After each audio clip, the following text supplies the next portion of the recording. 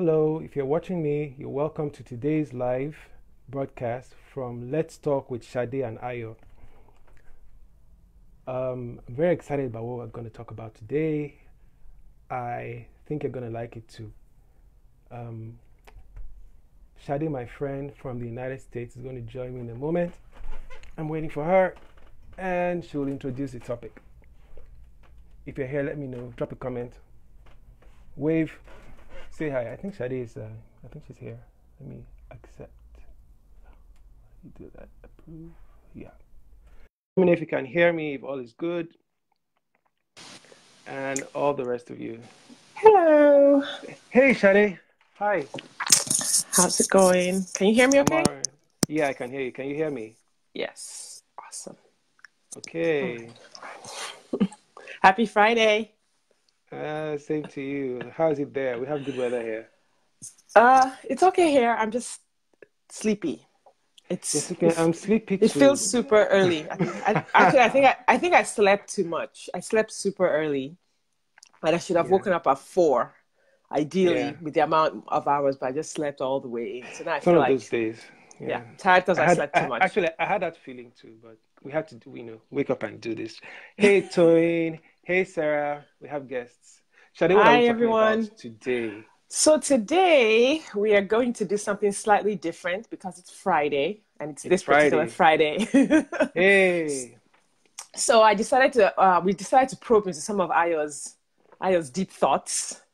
And I'm going to ask you some questions about some of our familiar sayings when we were kids. And in a sense, it is related to what we talk about in terms of trauma, because there's a way our society is so authoritarian that when certain things are taught to kids or taught to young people, we take them super seriously. And if you're not in the process of transformation or change, then you don't realize those are some of the sayings that you need to change as well. So you could say we're shaking some tables slightly, just a little bit. Yeah. About things we were told when we were young. And so I'm going to ask Ayo his thoughts on certain familiar sayings. You ready? Let's go. All right. First one, love your neighbor as yourself. Love your neighbor as yourself. And the acronym JOY. Yeah, let me take it from the JOY acronym. I remember this because when I was a little child, they used to sing a song or teach us a song. The song was JOY, which spells joy. And they were telling us that for you to have joy, you need to put Jesus first, yourself last, and others in between. The reason why I would like to unpack this, I think it's especially important for those of us who are empaths, who have a natural tendency to be nice, to serve people, to save people. It's not a very healthy idea. You don't be putting yourself last. If you put yourself last, people would, as an empath, people are likely to take advantage of you. Just the way people are, it's human nature. We are greedy and exploitative and selfish, except we refine ourselves.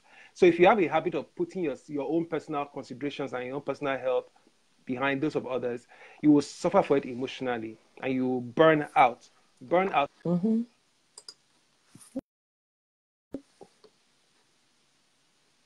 Jesus himself said, which is you should love your neighbor as yourself. If you think deeply about love your neighbor as yourself, beyond all the things you hear, in circles, what it actually says is that you should love yourself first. Because you can only love your neighbor as much or as well or as deeply or as properly as you have loved yourself. And if you don't love yourself, you can't love nobody else. Self-love. And in my generation, self-love is becoming more of a discussion. So you really need to stop putting yourself last. Just put yourself and everybody on the same pedestal. That's my take. Yeah. Yeah, no, I totally agree with you. And actually, because I'm a practicing Christian, and I had to wrestle with these things a lot, especially when I went through my divorce, and I had to rethink how I was practicing being a Christian. And I realized that putting Jesus first, putting God first, was actually the definition of putting yourself. Okay, I guess I can give you an example. Jesus says I should write a book, right? Because within my relationship with him, he gives me a ministry. Some light to my studio. He says I should write a book, right? So if I'm putting Jesus first, the things he wants me to do would also come first before the things that others want to do. Okay. I'm experimenting with light. I can see that. Yeah. So putting Jesus first would also be in many ways putting myself first. I'm not putting myself first by taking things from others, but putting myself first by making sure that my life aligns with what he wants before I start trying to fix other people's lives. So when people say you're putting yourself first, they assume, well, you're being selfish and you're going to take other people's things. No, it has nothing to do with that. Putting Jesus first means I make time out to work out because this is the temple of the Holy Spirit and I take care of it. Putting Jesus first means I make sure that there's food on the table for myself and my family. I don't take my money and give it to the church to do something with when my kids don't have school fees. So things like that. I take care of my own stuff. Between me and God, we take care of our own stuff, and then others come from that overflow. Now, I'm sure not everyone will agree with that, but that's kind of the conclusion I've come to, because I realized that over time, putting others first meant I wasn't taking care of my responsibilities, and I know that wasn't a godly thing. So okay, that's an interesting one. So I think my takeaway from that discussion is there's no need for first and last time positions. Just put everybody on the same pedestal and treat yourself and everybody else very good. Treat yourself well, but take care of your own responsibilities. I think that's the comes first. If everyone took care of their own stuff, this world would be a much better place. We have problems when other people expect other people to take care of their own stuff. That's where the problems come. Great. All right. That's one. What other things are we going to unpack today? Show me your friends and I'll tell you who you are. Okay, for that one, I'm going to go through my script because I have a script on that topic. Okay. So that you people can get with the ideas. Show me your friend. Let me see where I have that one. Show me your friends. Show me your friends. Where's show me your friends? Okay, this one. Right, I think I have it here. Show me your friend and I will tell you who you are. It's a very common saying. Hey, Jared likes my sunshine. Thanks. I like yours too. So it's a very common saying in our environment, in our upbringing. Show me your friend. Parents used to tell us so that we will not move with some people. So let me read what I wrote about it. Show me your friend and I will tell you who you are was often retold to warn children from associating with bad company. Bad company? Subjective. But who is bad? For others to be bad, we have to be good. But the world is not a binary place. All of us are good and bad, some more than others.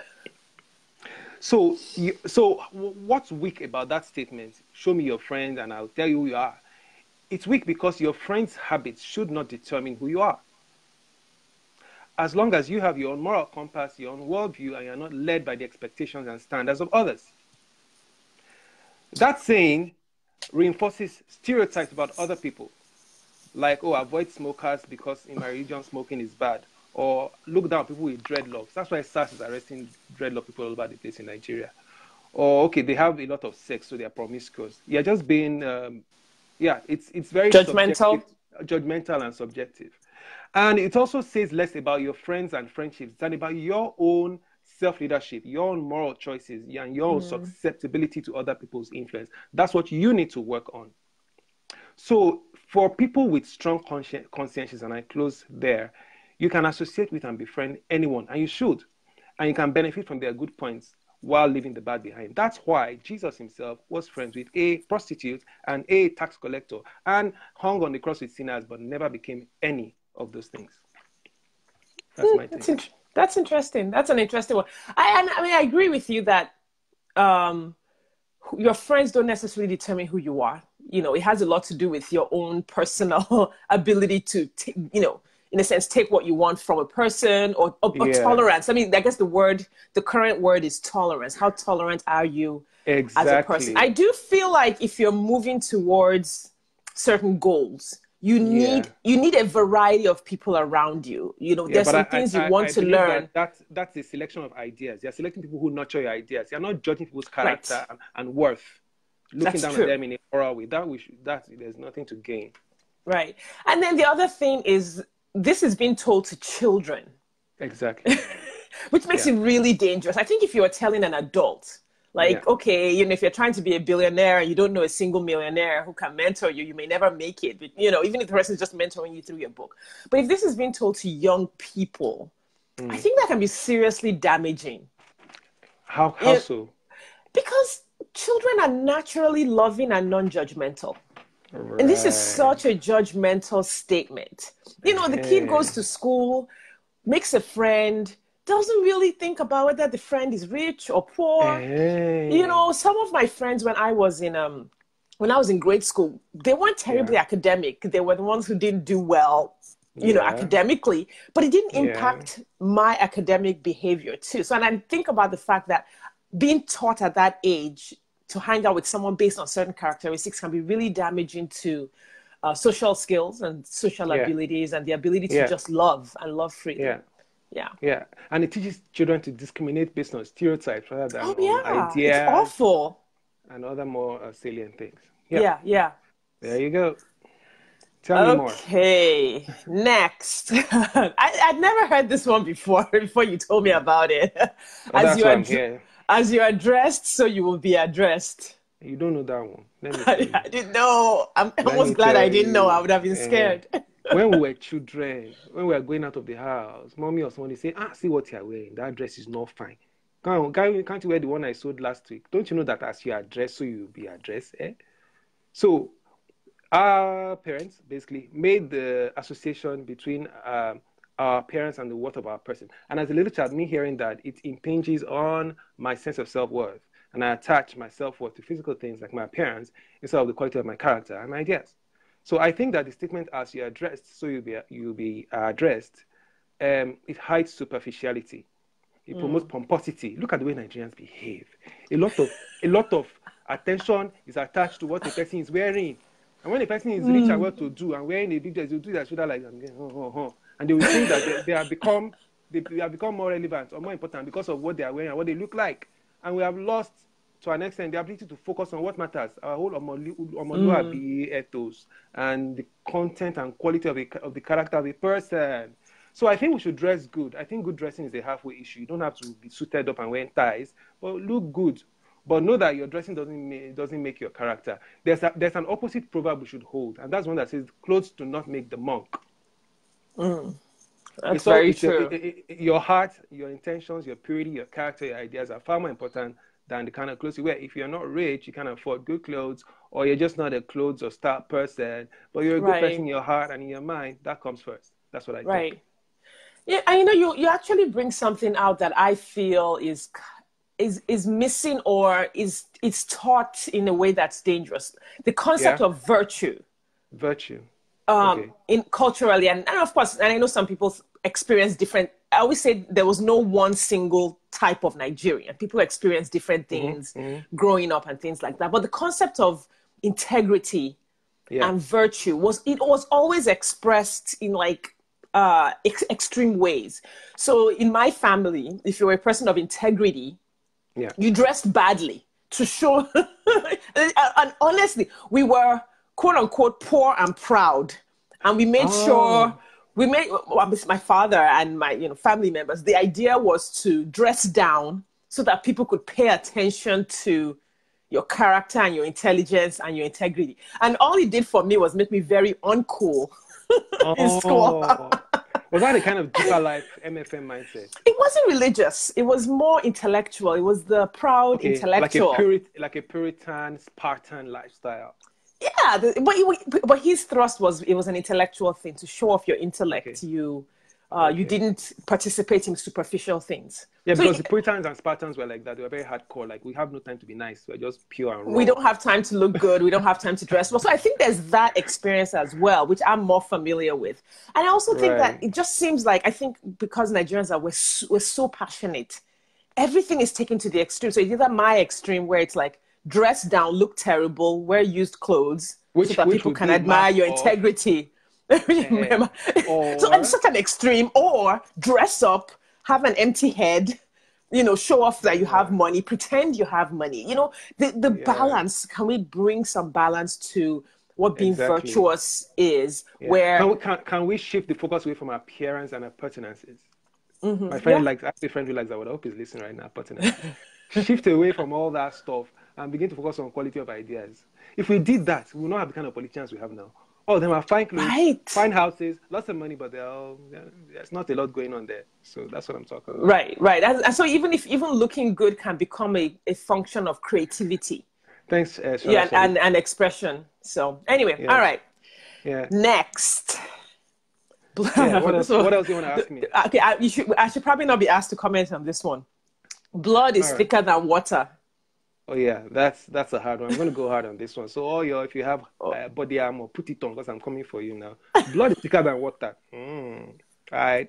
Let's see what we have now. So here's how I wrote this in the days when my mind was very clear. Because now I'm a nice guy, but when my mind was clear on this matter, let me tell you how it was very frontal. I said, blood is thicker than water. Is it? Now, let me go to that other thing we wrote on where it's not here. Now, you see, blood is you thicker said it than has something water. to do with loving your neighbor as yourself as well. You Yeah, related it to I that. want to make sure that I take the hardcore elements of what I wrote. But anyway, blood is thicker than water. Yeah, that's it right there. Um,